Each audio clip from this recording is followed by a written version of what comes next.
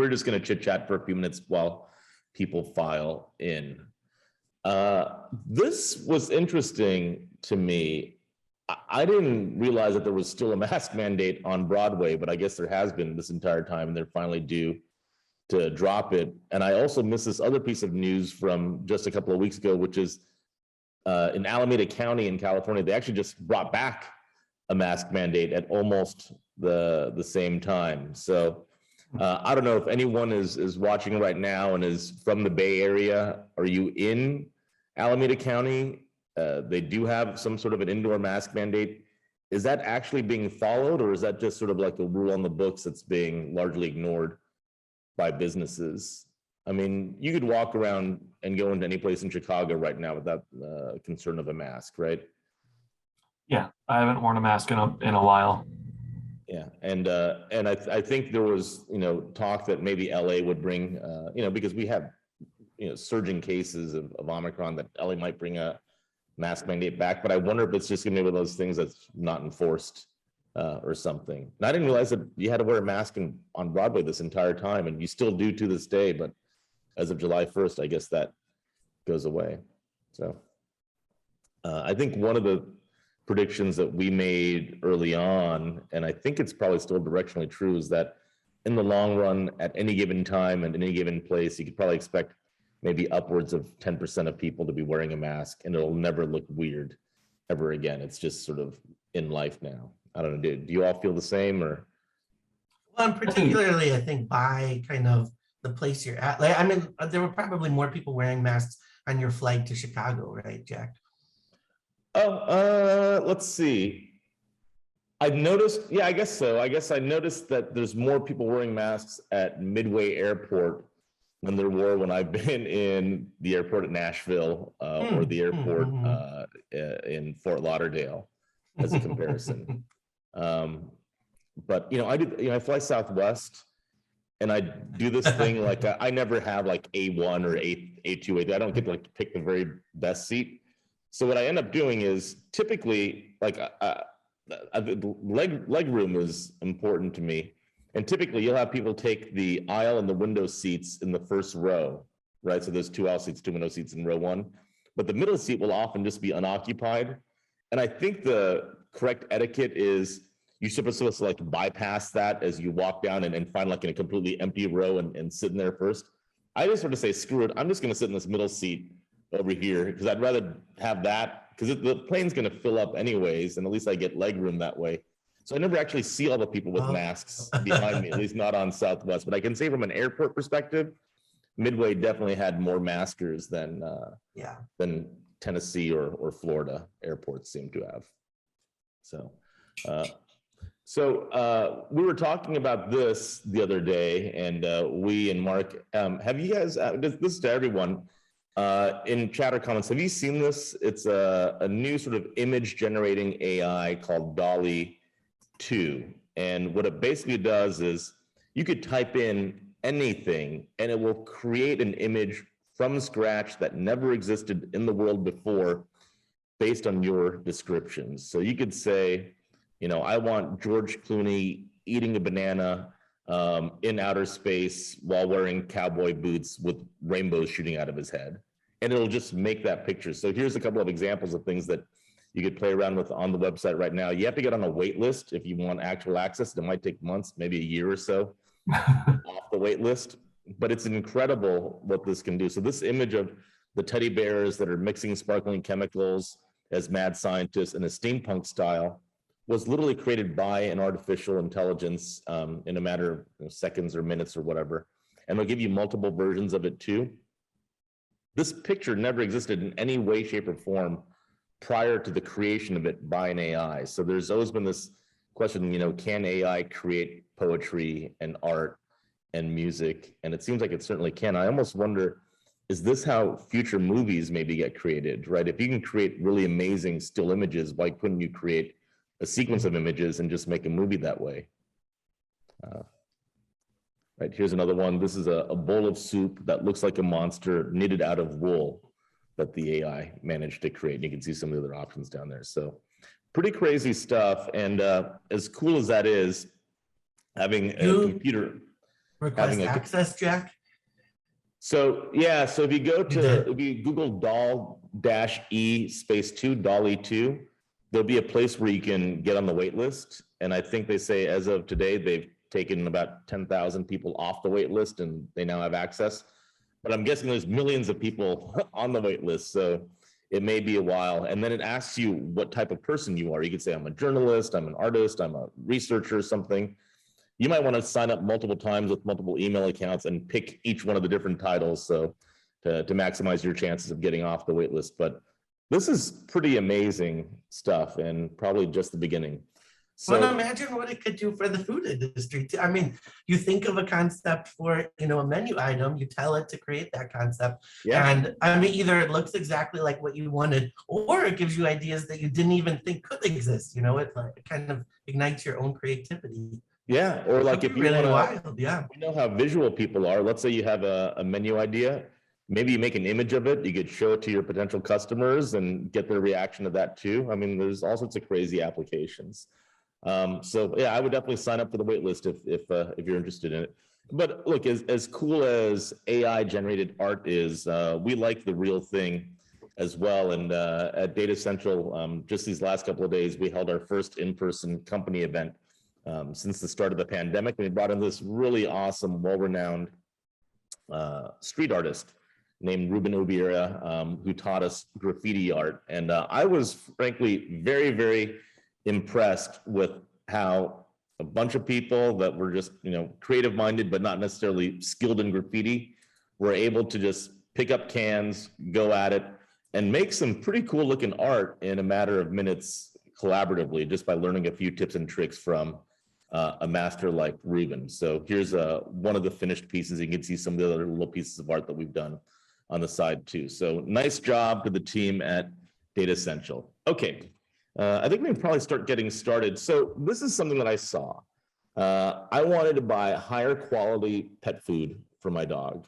So I said, you know, premium pet food is what I think I searched on Chewy, and I got this as a result. 8-pound bag for $230.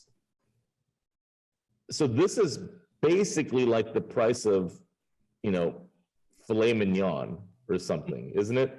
Essentially like $30 a pound. So I don't know if these foods are, so I did not buy this for my pet. My pet's fantastic, but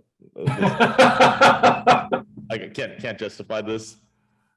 But, you know, it's like, has it always been this expensive, or is this sort of a consequence of what we're seeing with inflation? And, you know, here we are. The last report from a few weeks ago was 8.6% year over year. And a question for all of us, we're going to play faux economist for a moment, is what do we think this thing is going to go? You can see what it looks like historically, right back in the 70s and in the early part of the 80s, we're easily into the double digits. Do we think there's any chance that we will hit double digits again? So I'm going to just launch a poll and see what everybody thinks. So at any point within the next year, do you think year over year inflation will meet or exceed 10%? Which I think was sort of an unthinkable number not long ago. But so I have no idea what the voting is going to come back at. We're at 8.6 now. You know, historically we're in that like 1 to 2 range, you know, more recently. Can we hit double digits? Mike, what do you think, and what do you think the crowd thinks? The crowd, I would say, is probably pessimistic. And I don't know, I would say 80% say that we'll hit double digits. I mean, I personally, you know, obviously if I had a crystal ball, I would be working for, you know, the US government, but I think it's certainly possible. You know, they're doing everything they can. I think you saw this week where, you know, Jerome Powell said that they would risk, you know, a recession instead of increased inflation. But I think it's definitely possible. We're so close already. Is he testifying right now still? It might be. I don't know. I think he's still on right now. Yeah. Mike, you are incredibly prescient because our audience thought almost exactly 80%. 76% thinks that is a pretty crazy number if we actually get to double digits. So we'll see. I mean, when we downticked in the previous report to 8.2, the hope was that that meant we hit a peak and we're starting to go the other way, but then we upticked again. So the next report should be quite telling. Okay, well, we will keep everyone posted. And, there have been other measures of how consumers are feeling that we think are worth noting. So this is a really interesting tracker done by the University of Michigan. It's the tracker of consumer sentiment. I think it was like their versions of consumer surveys started all the way back, I think in like the 1940s, but they've been doing heavy regular data collection on consumer sentiment since I believe like the early 1970s or something. But you can see some of the data goes back to like 1957 in this graph. This is basically how consumers are feeling. And the early June indicator, not the final report, but the early indication number was that things really, really dropped over the last month to a level of 50.2 on the sentiment index, which makes it the lowest recorded number across the decades of tracking that have actually happened, that this sentiment tracker has actually tracked. So that's fairly significant that we're essentially at, per this tracker, a 50-year low in consumer sentiment. Now, what's interesting is these numbers can fluctuate pretty quickly. You see some very, fast spikes and peaks and valleys in relatively short periods of time. It almost looks like a, chart for Bitcoin or something. But knowing where we are right now, I think part of this has to do with people just not sure what the way out of this is either, right? Like if you knew like, hey, these are the steps that are, get us out of this and this is how long we should expect it to be, probably people feel better. But I think it's sort of like this general feeling of malaise and like, we're sort of in this, we don't know if it's going to get worse and we're not exactly sure what actions are going to rectify it. But this is another interesting one to track over time. Okay.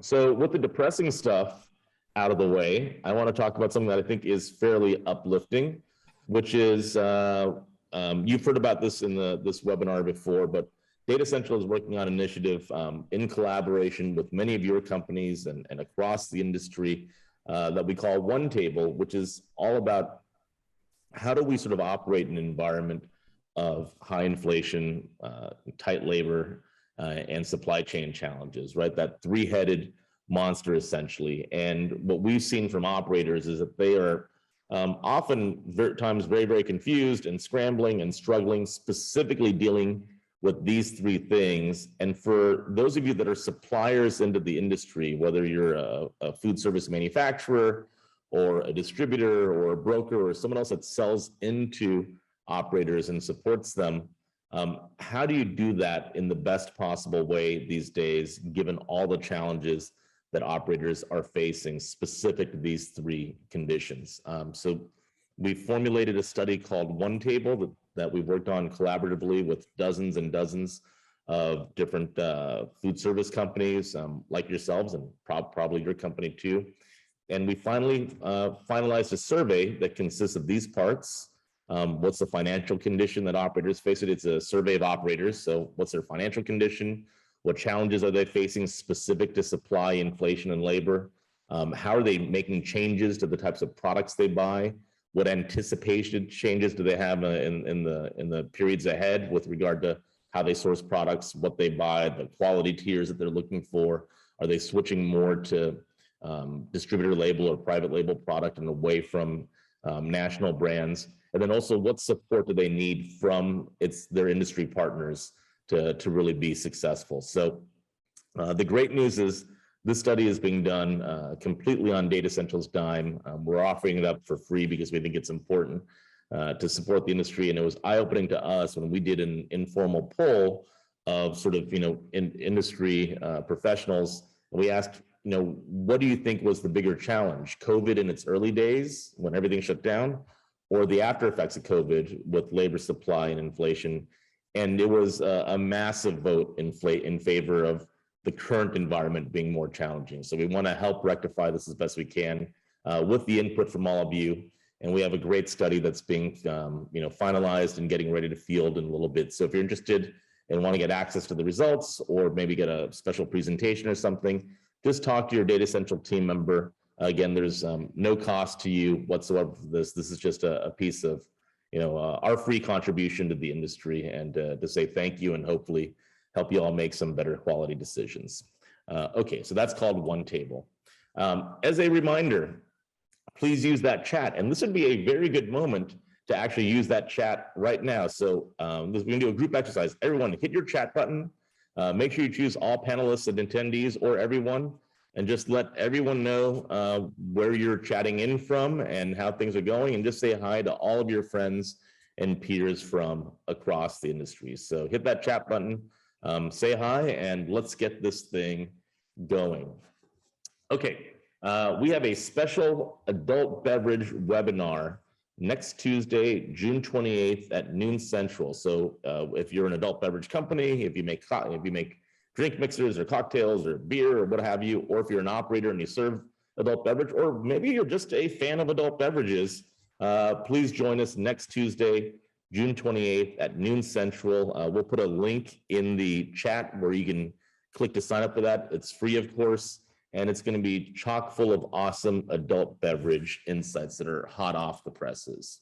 We also have some great new content in Report Pro. Most of you, I think, now actually have a subscription to Report Pro, which is great. So here's some content you might want to check out when you log in the next time. We have a great new piece on LTOs that goes real deep on what's happening in the world of LTOs, what consumers want, what the next generation of LTOs look like, what the headwinds and tailwinds are, and everything else you need to know to make your LTO program the absolute best, whether you are an operator or you're supporting operators on their LTO program. We have a great piece. It's a little bit shorter, but it's super punchy on how to build check averages in the current environment that we face. And then finally, this one's from a couple months ago, but we're going to actually dive into some additional detail from this report, which is a deep dive on the American meal and what the meal of today looks like in America and how that's evolved over time and what implications that has for the future. So that's a lot of fun. Again, a ton of great information in Report Pro. Please go check it out. There is fantastic stuff there waiting for you. But I wanted to get started with Mike just sharing some interesting and noteworthy things from around the world of food. So Mike, please take it away. Absolutely. So this is always our opportunity to look at some of the cool trends and new menu items and products that are out there and keep tabs on the industry. So this, they actually just announced this, I believe, a couple of days ago. This is French's Sickle. So it is a ketchup flavored popsicle that they're releasing in Canada. It is an LTO, so maybe they learned something from that LTO keynote. But it's a pop-up edition popsicle. So they're doing it at pop-ups across Canada, and it is made with 100% Canadian-grown tomatoes. And it sounds really strange. I mean, it does have kind of a savory aspect to it. They said there is some salt in the popsicle, but it's another thing that I think is, it sounds strange at first, and then the reports when people actually eat it, they say it's actually surprisingly delicious. So we saw that happen with the Kraft mac and cheese Van Leeuwen ice cream, where everybody thought it was weird, and then they said actually it's really delicious. And then we're seeing the same thing with this one. So I think maybe we could get a little bit weirder with some of the foods they're putting out there, if at the end of the day they are pretty tasty. Well, I could get real weird with it because I like my mac and cheese with ketchup in it. So I might combine that with the Van Leeuwen ice cream. But you put ketchup in your mac and cheese? Oh, hell yeah. Okay. Anyways. Wow, judgment.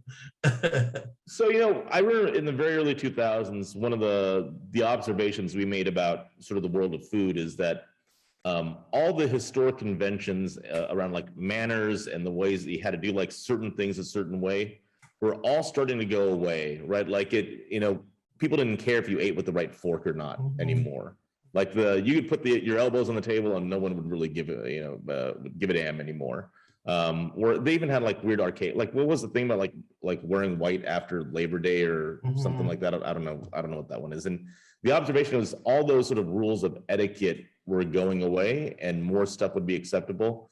It seems like we've gone way in the opposite direction, where now it's considered a good thing to do something that is pretty crazy, right, on first inspection. Mm-hmm. Like, not only are we not going to follow the rules, we're going to aggressively break them in every possible way that we can. Yeah. So it's a social media, consequence of social media, isn't it? Absolutely. Although it's funny too, you do see some of the like etiquette professionals on TikTok talking about what you should be doing. I think there was a guy, he was like the Queen's butler who has a TikTok channel. And he's like, this is how you should eat soup. This is where you should put your napkin. So I don't know, maybe social media will drive some of that back. Oh, we'll see. Yeah. All I know is that I have backup in the comments here on my ketchup and mac and cheese. I don't know, that's not that crazy. Mark. So Neapolitan, which is, an old-fashioned flavor combination, is weirdly trending again this summer. We've seen it in a number of menu items and a number of products. I think we talked about a couple of weeks ago that Wendy's was doing strawberry frosty. So if you add that with the vanilla frosty and the chocolate frosty, you can have a Neapolitan frosty. Although I actually think the strawberry frosty replaces the vanilla, so you can't do that. But so Oreo is also getting on the Neapolitan bandwagon, and they're releasing a Neapolitan Oreo. So it has all three flavors, the strawberry, the chocolate, and the vanilla layered in the sandwich cookie itself. And I think it's interesting, the cookie also has the flavor of a waffle cone in the cookie itself. So they really went all in on it. I thought maybe this was the first time they did three flavors, but it's not. I think last summer they did triple chocolate options. So, but it sounds pretty tasty too. So I remember when I was a kid, which has now it's been many years, this felt like your grandparents' ice cream. Yeah, that's what our grandparents served us. Yeah. Is the idea that now enough time has passed that no one remembers this anymore, and now you could repurpose it for a new generation? Well, and it's probably a nice memory. Like, I remember my grandma serving it to me, like us sitting around the television. I mean, this makes me sound like super old, and we would watch Lawrence Welk and eat Neapolitan ice cream, but that's a nice memory. So I don't know, that's kind of what came to mind when I saw these. I would love for Spaboni ice cream to make a comeback. Yeah. Delicious. And then in more ice cream news, so this is maybe the most unusual thing in here. So this is Salt and Straw, which is the Portland ice cream company. They're always doing the weird flavors. Around Thanksgiving, they always do the Thanksgiving turkey ice cream flavor. But so they were trying to come up with a way to enhance the aroma of ice cream. Because, when you think about the bowl of ice cream that you get, it's not like other savory things that you get. You don't necessarily have that great aroma that comes up. So they were thinking of ways to do it. And they ended up partnering with a perfume company called Imaginary Authors to come up with 3 different ice cream perfumes.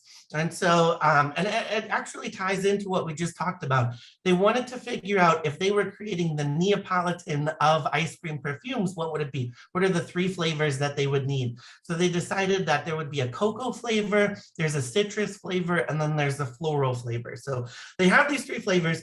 And basically the idea is that you are supposed to spritz the bowl or the cone, give it a couple of spritzes before you put the ice cream in. Then you put the ice cream in the bowl, and then you finish it with the perfume at the end, and then you eat it. So it actually is perfume for ice cream. It's not perfume that you put on yourself. That's like, the aroma of ice cream. Although they said you can put it on yourself too if you want to smell like these flavors. Wait, the primary purpose is you spray it on your ice cream? On the ice cream itself, yeah. And because smell is such an important part of taste, does that make not great ice cream taste better? I don't think Salt and Straw would say that their ice cream doesn't taste good, but no, I think it just enhances it. It adds something, they were talking about the fact that we add sprinkles and we add, Oreo cookies to the top of ice cream. What's a different way you can do that? I think it's definitely social media ready, where you're probably going to see TikToks of people taking pictures of the, scoop shops spritzing the perfume on the bowls. It's at the shops themselves, it's like 50 cents. I think 50 cents gets you a spray of the perfume on your ice cream, but you can buy the bottles themselves, although they're pretty expensive. I want to say they're over $60. And it is usable as like a body aroma. You can put it on, yeah. So it's edible, but you can also put it on yourself as well. So, for all of you, how do you feel if, would it be a turn on if your significant other or the object of your affection wore this? I'm just worried about waking up and there just be like a trail of ants on my arm, just following the smell. That's certainly, it probably smells pretty good though. Yeah, and what they like, the flavors are the cocoa one. It has like Ecuadorian chocolate, there's Asian whiskey, there's malted milkshake flavors. So they're pretty high-end combinations of flavors. So I said that was maybe the weirdest thing we were going to talk about, but this might be the actual weirdest thing that we'll talk about. So this is, and I want to explain it correctly. So there's a team of ecological geneticists in Germany, and basically what they do is they take dried leaves and they figure out, based on the saliva on those dried leaves, which insects were in that area where those leaves grew. So they can do it with any types of leaves, but they have to be dry and they have to be kept in dark conditions. And that's what keeps the DNA viable. And so they've been doing it for years because they want to see where insect populations are moving, how insect populations are impacted by changes in the environment. And they were trying to think of new, places that they could get leaves from to study insect populations. And they thought about tea leaves, and they said tea leaves are dry, they're stored in a dark container. And so they ran one bag of tea leaves through one of their machines, and they found the saliva from over 400 different insect species in this one tea bag. And they said it was absolutely fascinating because it allowed them to see, one, all of these 400 species that were reliant on the tea leaves in this particular field, but that they could actually take tea bags from around the world. This one comes from this farm, this one comes from this farm, and they can see how insects had moved and changed and maybe even died out because we don't grow that particular type of tea anymore. So it was actually a really interesting study that came from kind of like a weird idea. So this is not a product. It didn't manifest. It's not, no, yeah. I mean, maybe somebody in here can, we've talked a lot about eating insects. Maybe there's some, overlap with that hire somebody listening in today, but no, it's not a specific product. There's a lot to learn from food, right? Yeah. And then I thought this should have made the news more. I mean, I'm sure it did in Canada, but I don't think we heard about it quite as much in the States, which is that Canada has decided to ban single-use plastics over a course of time. So by the end of the year, you can't import or make plastic bags or any single-use plastic. By the end of next year, you can't sell them. And then by the end of 2025, you can't actually export them to any place in the world. So it impacts plastic bags, it impacts straws, it impacts plastic utensils. You can kind of see in the picture there. And the idea, they said, is by 2030 that they want to actually halt all plastic waste by 2030. And they're not even the first country to do it. France did it, I believe it was either last year, a couple of years ago. So I know we've talked a lot about this as an industry, how this impacts packaging, but it absolutely is, if you're not already thinking about kind of alternatives to plastics, I think you absolutely kind of should be at this point. So I'm looking at the picture and what some of their suggested reusable alternatives are. So are they suggesting silverware and? Yeah, actual silverware, I think, are some of the options there, yeah, in the picture.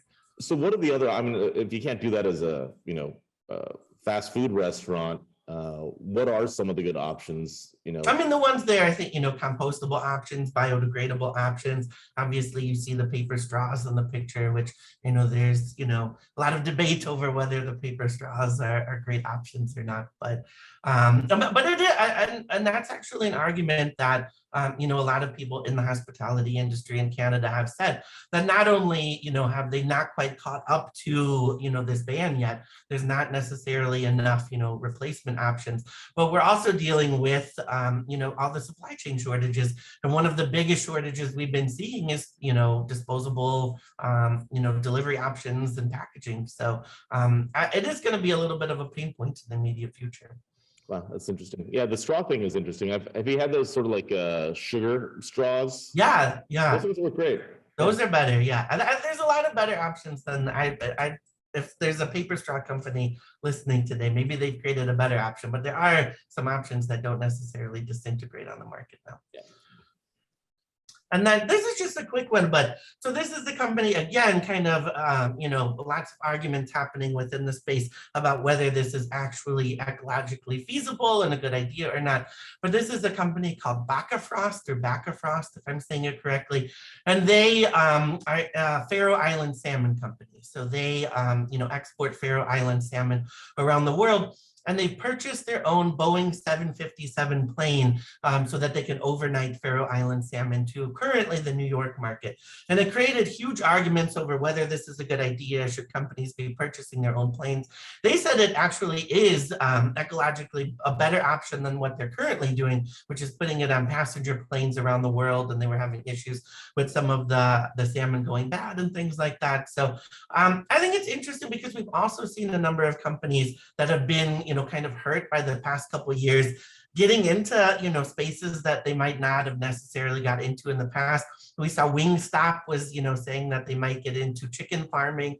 And so it's interesting, the number of companies who kind of want to own other parts of the production or shipping process that they might not have in the I think the lesson for me is there's some salmon out there that is way more expensive than I ever thought possible, or Boeing 757 is way cheaper than I thought. Cheaper than you thought, yeah. Probably a little. That's amazing.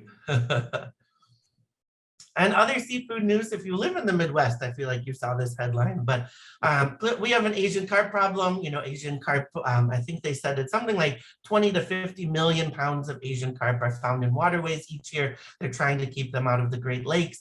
And so, one of the ways to do that is to eat more of them. But the name Asian carp isn't necessarily super delicious. Consumers don't necessarily associate carp with a really delicious fish. So they decided to rename it. So the new name for Asian carp is kopi, which comes from copious because clearly there are a lot of Asian carp in the waters right now. But they said, it's a short, snappy name. They were like, you can imagine kopi burgers and kopi tacos on menus. So, they're trying to get it onto more menus. There are a group of 8 chefs who have promised all across the country, not just in the Midwest, who have promised to put it on their menu. I know Brian Jupiter of Ina May Tavern, which is a great restaurant here in Chicago, says he's going to use it in the same way that he uses catfish and tacos and fried applications. So is it COPI, or how do you? COPI, exactly. Yeah.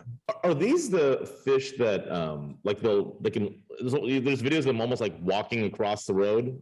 They come out of the lake and they cross over the street and they go to the other side of the road. Is that them? I mean, they jump. The videos I've seen of them jumping and they slam into fishermen's heads, and they're huge fish. They can actually injure people. And is this one of those things where they have no predators, so there's nothing to control their population? Yeah, we have humans are the only things that can intervene. Yeah. Right? And I mean, this has worked in the past, the Patagonian toothfish, we rebranded that and now we have Chilean sea bass and everybody loves it. So I don't know, maybe it can happen. But that's actually pretty delicious. Is this good? Exactly. Yeah. When they say that Asian carp or kopi is delicious, I haven't had a chance to try it. I'd be interested if anybody in the chat's tried it. I've heard both things. I've heard it's kind of a bony fish, but that it is pretty meaty and has a great flavor. A lot of trash fish are marketed more on menus. They actually taste pretty good. I mean, because I think 10 years ago, a fish like amberjack was, you could tell it because it had a connotation of being like kind of a bottom feeder, or tilapia. But, I think we eat a lot more of that now. So is Asian carp one of the ones where one person threw a couple of them into a lake years ago and now we have billions? Is that so? We actually purposely brought them in, and I forget what the reason why. Yeah, they were supposed to eat something, and then they got it's the Jurassic Park problem that we always have. We didn't think about the consequences. Yeah, exactly. Life finds a way. And then the last couple, I'll go real quick here. So, if there's a shortages of everything around the world, and one of the things that we're experiencing shortages of is potatoes. And so, we saw McDonald's take fries off the menu in some markets, and Burger King, was trying to figure out a replacement for fries on menus. And so they decided that they were going to put ramen snacks on menus. So they took the fries off, and in the sort of potato set, you can get a burger, a drink, and a side of ramen snacks. And they thought of 3 options. They thought they were either going to do boiled ramen, so you could get boiled ramen soup, you could get squid, or you could get an apple pie. But then in the end, the actual ramen snacks went out. So in the sort of potato set as a replacement for potato French fries. That looks awesome. I signed up for the subscription service Bokksu a couple of months ago, BOKKSU, and it's awesome. Every month you get a box of cool Japanese snacks. Most of them are matcha, so you don't get a lot of flavor variety, but you get a box of Japanese snacks, and you get this really cool brochure that teaches you about all the different regions of Japan and where that particular snack came from. highly recommended if you like subscription services. Check out Boxu. And we were not paid to say that. That's just something that we think is cool. I was going to say, one last one, Mike. Share your referral code. Yeah, very last one again, talking about shortages. So a Chinese developer in China is offering to accept wheat as a down payment on houses. So like, you know, here in the States, the Chinese housing market is slowing down. They work in a region that has a lot of farmers. And so they decided instead of, you know, cash down payments that they would accept wheat down payments, actual wheat for up to about $24,000 of the down payment price. And it worked in the past for them. They actually did this last month and they accepted garlic as a down payment. And they had 30 transactions take place where garlic was actually used for payment. Is that a gimmick or is there actually a reason why you want to accept wheat? So I think it was, I think it started as a gimmick, but there were actual farmers who said, this is what I have on hand. You know, right now wheat prices are rising. So it's a smart decision probably for this Chinese developer. And so the garlic worked out. And so, you know, they're trying to do it again. So I think it's a little bit of both probably. Is the insinuation that we're headed back towards a barter economy or? No, maybe, yeah. Let's see. Yeah. Cool. Well, thank you, Mike. And let's transition a little bit to what's happening in the operator community. So we track month over month a whole lot of stuff around operator sentiment and what they're thinking, you know, about their economic condition and what changes they want to make.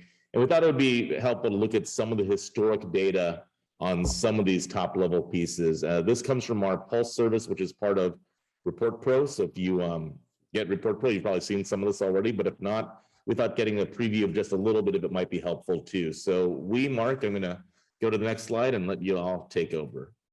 Yeah, I can probably speak to this first slide here, and then I'll let we talk a little bit more about the expectations. But the first thing that we're asking about is the actual level of business recovery that you've had in the past month. We've been tracking it pretty much all year. One really good sign here, even as things are getting a little bit crazier with expectations because of the inflation picture and how that's fluctuating, at least through the first half of the year, I think that business has improved sequentially for a lot of the folks that we talked to in our operator panel. It is good to see that this red line here of folks that say that their levels of sales and traffic compared with before the pandemic, that is kind of coming down steadily. A lot of the growth recently in the past couple of months has come from the folks that are saying, not only have we recovered our sales and our traffic levels, but we're actually kind of back in growth mode. We're seeing better numbers, at least on a nominal basis, in terms of sales from before the pandemic. So the last couple of months, things have, improved steadily, gotten better. But as we'll see in the next couple of slides here, the real fluctuations are in expectations. I think that a lot of operators that we talk to are having a lot of trouble projecting where they're going to be right now. Yeah. Do you think some of the more recent recovery, or let's say the reduction in that red lagging behind line, is us just getting past the first phase of Omicron? I think so. Yeah. I mean, I think that spike at the beginning of the year was probably the trailing effect of Omicron, because that really was in the news and causing lots of infections at the end of 2021, beginning of 2022. So we are definitely, I think, moving past that, and new COVID numbers just really they don't seem to be having a lot of the effects on traffic that other variants did have. If I could just add something here also, a lot of this data, as all of the data in the next couple of slides in this section, are composite of all segments. But as we know from any sort of research, every segment performs differently depending on the environment every month. And so, like, for example, in this figure here, we can see that like roughly a third of operators are saying that their business is lagging behind. That figure is super low for like fast casual and like QSR operators, but over 50% of like lodging, healthcare, C&U, B&I operators are saying that like their business is still lagging behind. So these fluctuations really vary, like both from like an overall sentiment, but especially so when we like compare different segments to each other. Yeah, it makes total sense. How about traffic expectations? Yeah, so every month we ask operators to sort of project how they're going to perform in the next month. So knowing what they know now, like how do they expect traffic to change in the upcoming month? And really, overall, it's been relatively progressive. Like compared between June and January, you have like a solid chunk of operators saying that they're expecting higher traffic from month to month. April was a really interesting time, and we're not exactly quite sure why there was such a significant dip in traffic expectations. But in general, it seems that like most operators are from month to month have been expecting higher and higher traffic. The red line at the bottom from 7% to 13% in the last month. We looked into why that projection for lower traffic has gone up so much. And like I mentioned before, is like primarily because of segments like C&U and K through 12. A lot of their students are going to go into summer break, and they're not probably going to expect as much traffic as they were in months where there was like regular operating school hours. Yeah. So that's interesting. So it seems like operators are still fairly optimistic about their top line, that traffic and sales will likely continue to improve. But as we see in a few slides, they maybe have some other concerns elsewhere in their business. Mhm. Now, it's entirely possible that they're reacting to the current environment and maybe haven't thought of the downstream consequences of what happens if consumer spending trails off a little bit. Because what we've seen in the past is if you ask consumers like, hey, if the economy doesn't get better, where do you plan on cutting back first? And restaurants were one of the first places. So. Mm-hmm. Okay, and how about sales?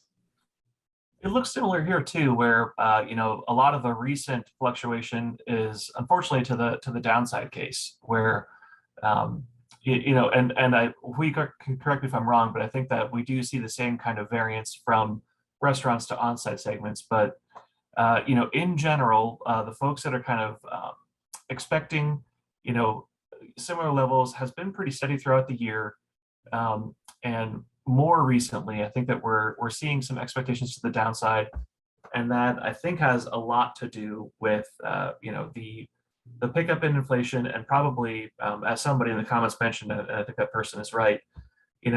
There's probably growing fear of a likely recession, at least among operators, kind of thinking that that's probably where we're headed, and so sales have been I think, at least on a reported basis from some of the bigger restaurant companies that have to disclose this sort of thing, sales have been growing pretty steadily. A lot of that, I think, is due to, menu price increases. So for, the sales expectations to be creeping up to the negative side, I think is coming from macroeconomic expectations. Yeah, that's a pretty big deal. From 5% to 13 in a month is a pretty big move for a number like that.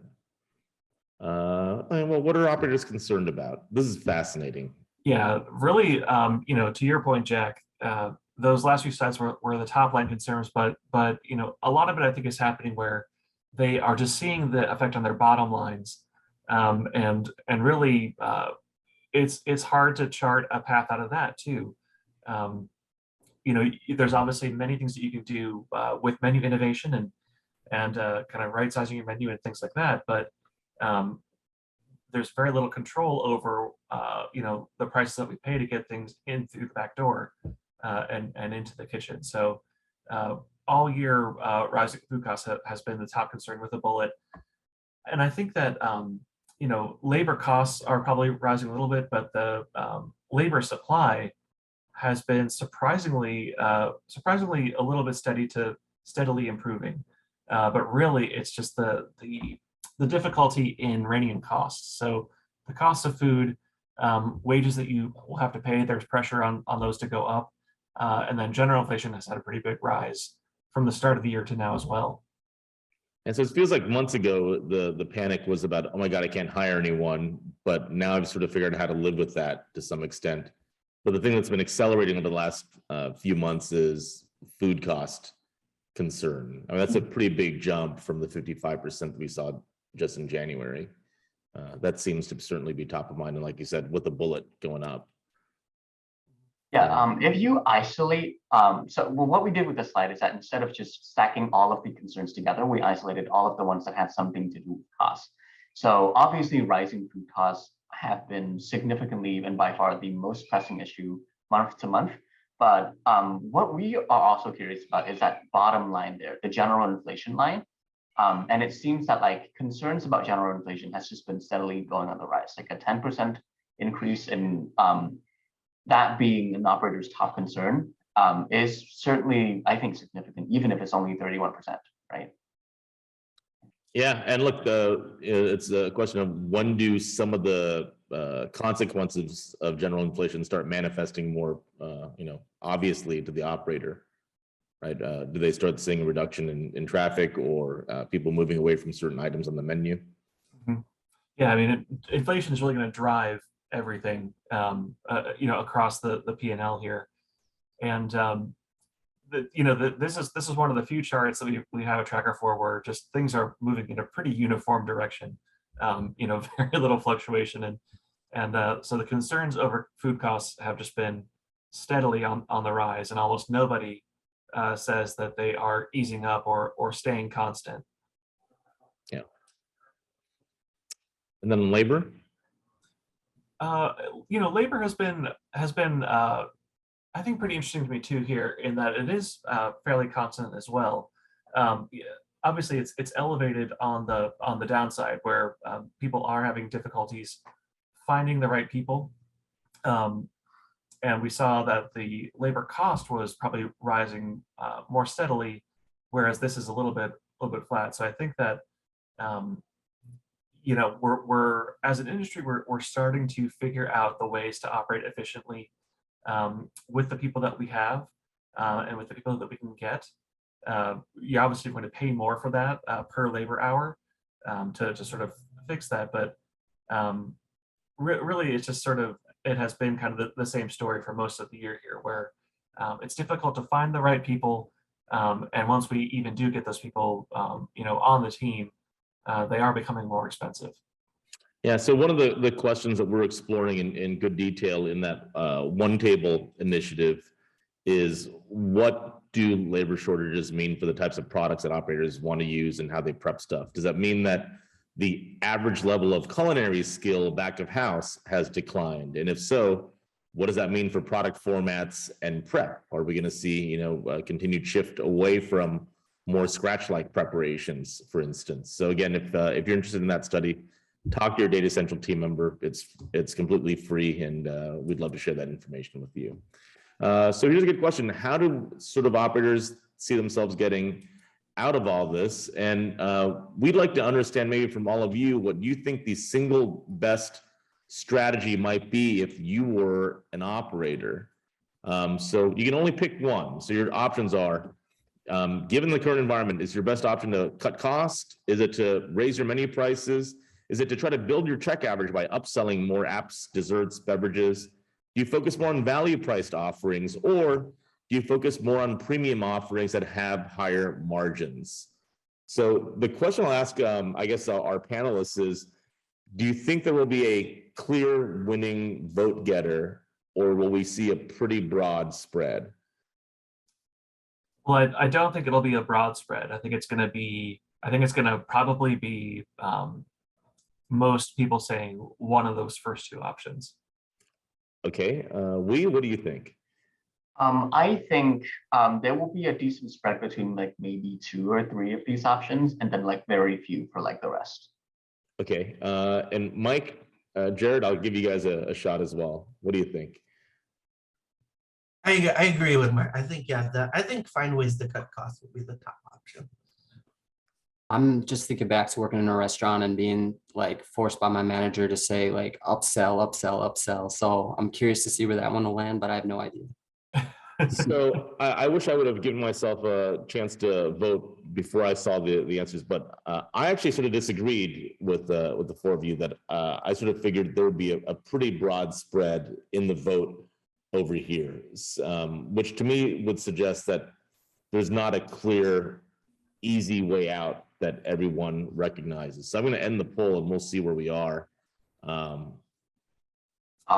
We are as flat across the options as you can possibly get, almost bang on 20% across the 5 different options. So I think like there's a couple of interpretations. One, I think this is a very, very informed group that knows a lot about the industry, and it means that there's a lot of tools available at the disposal of the operator, but none of them are incredibly obvious. So I certainly don't think there's probably going to be a one-size-fits-all solution, which means we'll have a diversity of different approaches we're likely to see in the market, as well as some operators go upstream, some go downstream, some focus on cost cutting, some do value, some focus on menu innovation and making the menu really interesting. We're in for an interesting period ahead where you're going to see lots of different strategies employed as opposed to just a one-size-fits-all. And again, I would say the one counsel we have for the industry is we get that there probably has to be some sort of an uptick in a focus on value and promos and stuff and deals, but we should not rely on that as our only crutch, or we will destroy our industry and our brands in that process. So it's good. I think it's good that we see that there's a good spread of different ideas. Okay. All right. Let's actually go on. I'm going to come back to that in a moment, but what have we seen around operators raising prices on their menu? So, broadly, many and most operators have done a price increase at some point this year. 2/3 of operators have taken price, at some point by this year, but they're trying to be pretty judicious with it. It's rare that you see operators kind of keep steadily raising menu prices as their COGS and their labor costs are going up pretty steadily.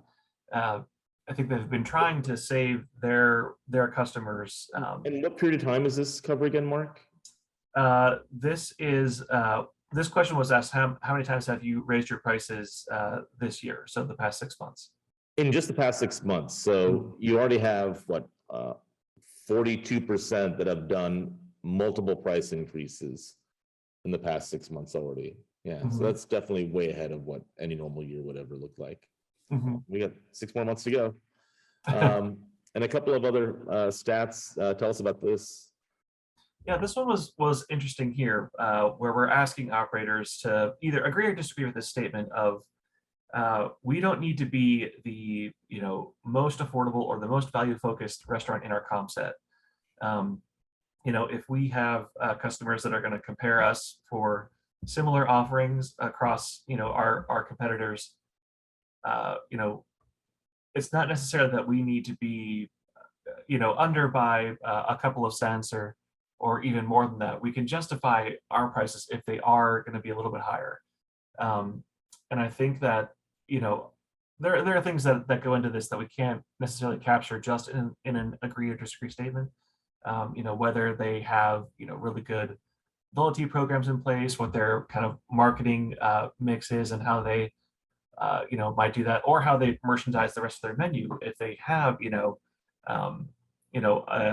value menu or combo offerings that do kind of offset some of that sticker shock elsewhere. But for the most part, I think that people realize that there are a lot more things that go into your value proposition than just the prices on the menu board. Yeah, I think that's a very, very positive thing. That's a perception.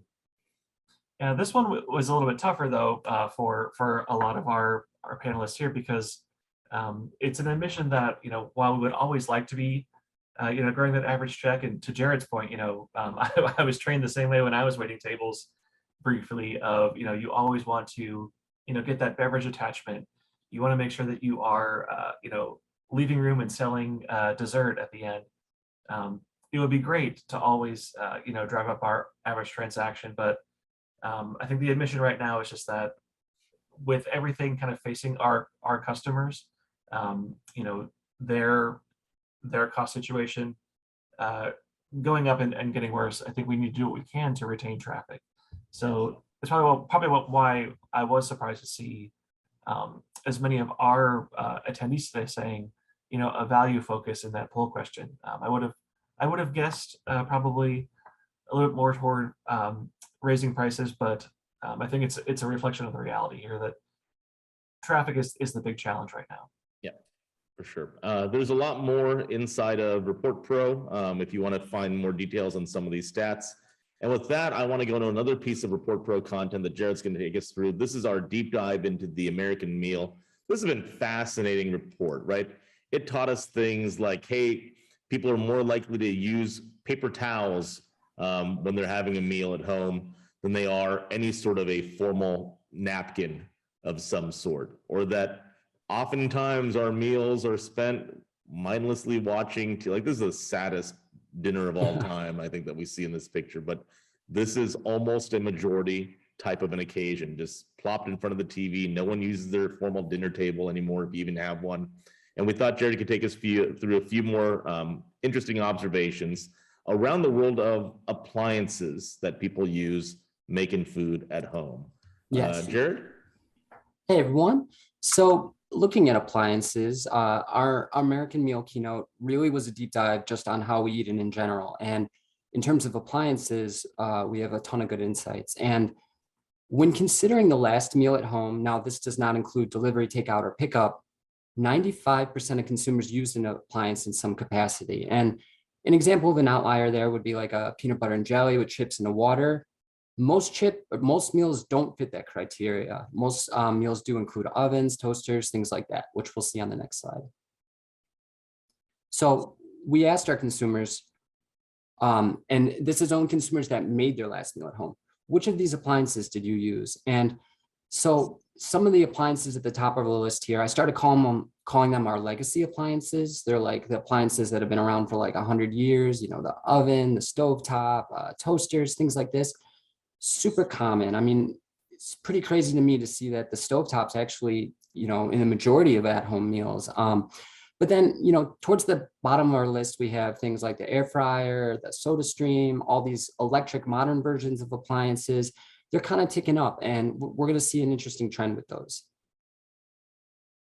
Now, and I kind of hinted on this already. We asked consumers, in terms of your last meal at home, how involved were you in it? And, you know, we can see right off the bat, the vast majority of us are involved in the meals we eat at home. But when we look at that, when we break it out generationally, we see that Gen Z is a little bit different. And this, you know, this will be interesting to take a deeper look at in a few more slides. But, you know, you got to think of like their life stage where they're at. Many of them live with their parents, their guardians still. So they're not as involved as consumers in making their meals. A lot of them living with their parents like a super long time too, right? So it bleeds into the later stages of Gen Z as well. And you know, this insight here, I think, you know, it really like adds gravity to the whole concept of using appliances. And we could see that right off the bat, 2/3 of consumers enjoyed their last meal at home.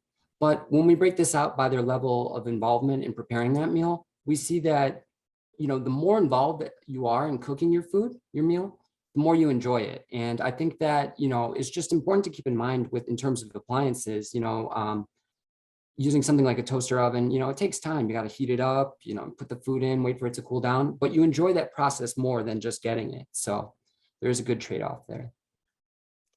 Now, this is the same data we saw on a previous slide, but it's broken out by generation. So on this one, we see the last appliance used in that last at-home meal, but by generation. And again, you know, everyone, regardless of their age, are using those legacy appliances the most. But the colored numbers here are statistical differences. And we noticed an interesting trend, and that's that Gen Z and to some extent millennial consumers, they're using these trendier appliances much more than older consumers. And, you know, these are things like the air fryer, sous vide, SodaStream, all the electric modern versions of, you know, some of the legacy appliances, way more common with younger people. Yeah, the air fryer number is pretty big. I didn't that's like 1 in 8 meals among Gen Z and millennials was made with an air fryer. I didn't realize you could air fry that much stuff. You know, you talk to, you know, people from these generations, and air fryers just said constantly, I hear that word, or that phrase rather. Do you guys know how much an air fryer kind of goes for? How much it costs to get one? It's like $100, right, for a nice one. It's not expensive. Yeah. I got one for that price, and I've used it once in the last year. I should get on using it. But now another thing that's interesting with the appliances is that, you know, day parts are just completely they're not utilized the same by every day part. So again, our legacy appliances skew way more towards evening meals. Stove, the oven. We're not really breaking those out in breakfast and lunch too much. But another interesting trend on this slide is that some of those newer appliances we were just discussing, they're way more prevalent in the earlier parts of the day. And one thing that this makes me think of is that those younger consumers, Gen Z in particular, they're probably not getting all meals cooked for them, which would be amazing, but they're probably doing some of the earlier meals in the day. And I think that's a good reason why some of those appliances are a little more used during the first 2 meals. So the legacy appliances are still by far most common, but among the newer, weirder, like very specific appliances like an air fryer or an electric juicer, we're seeing higher usage among younger consumers, and it's ticking up. Is that so what types of appliances do we see? I mean, what are some examples? So here's some good examples, and Mike and you shared some of these with me, so thank you for these. But this is one I found, and this is from Hampton Beach, or is it Hamilton Beach? It's Hamilton Beach, yeah. Hampton Beach. So this is a holistic breakfast sandwich maker. So you basically just put all the components in the different levels here, and then ideally you get a very picturesque breakfast sandwich once it's all done. So Get out of here. Really? American innovation. Oh, it's okay. Right. This was actually, I'll say really quick. So specific.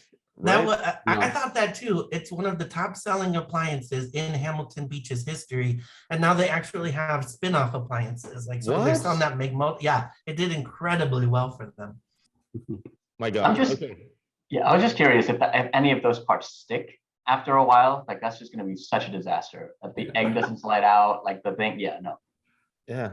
Okay. What is this? This is a cool one. So this is a combination oven and freezer. So what this one is basically, and it's also a smart device too. So you basically put your meals in there, it freezes them, but then you can just use the app for it and then have it cooking. So like say you're coming home, it can take that frozen food and just get it already. You can move it to the oven side or it cooks it in the freezer side? It cooks it in the freezer side. I'm almost done. You can do that? That's amazing. Okay. But then you have to cook all your frozen meals all at once. I think it's just by section there, if I'm not mistaken.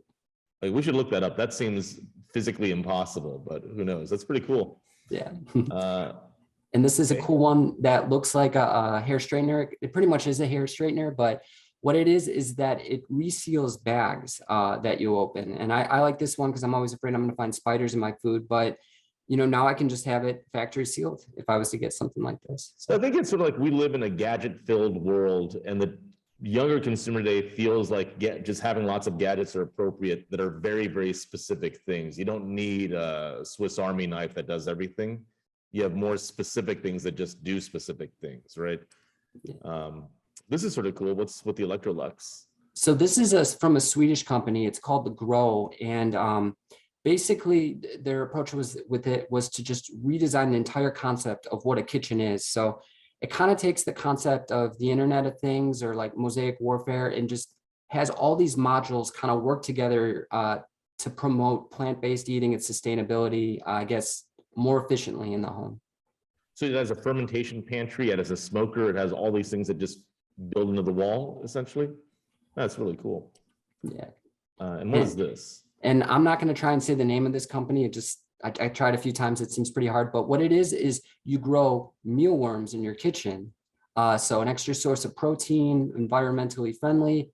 You basically grow bugs, and their shells and all of that fertilizes the next generation of mealworms.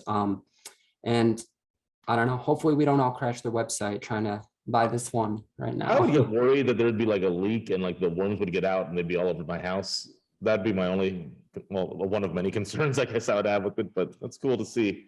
And then what is this? I think this is the best one amongst all the examples, because if you've ever spread, butter or cream cheese on bread, it's cold, it doesn't really work like how you think it would, but this warms those spreads up so they just go on nicely. I think So this is literally a hot knife through butter. I mean, it's just a hot spreading tool. Yeah, heated knife, yeah. Why has no one made this before? I don't know. This might be the greatest thing since sliced bread. Yeah, okay. And oh, this is cool. Tell us about this.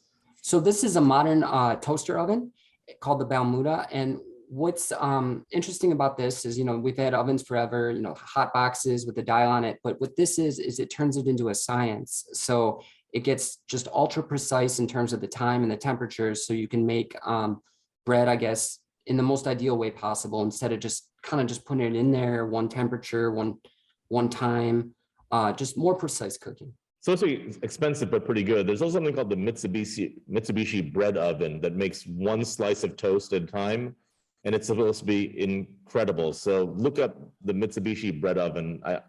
I wanted to get it, but it was just too expensive to justify making a single slice of toast, but it's supposed to be unbelievable toast. And is this our last one? The Pella? Yep, Polo? and this Pella?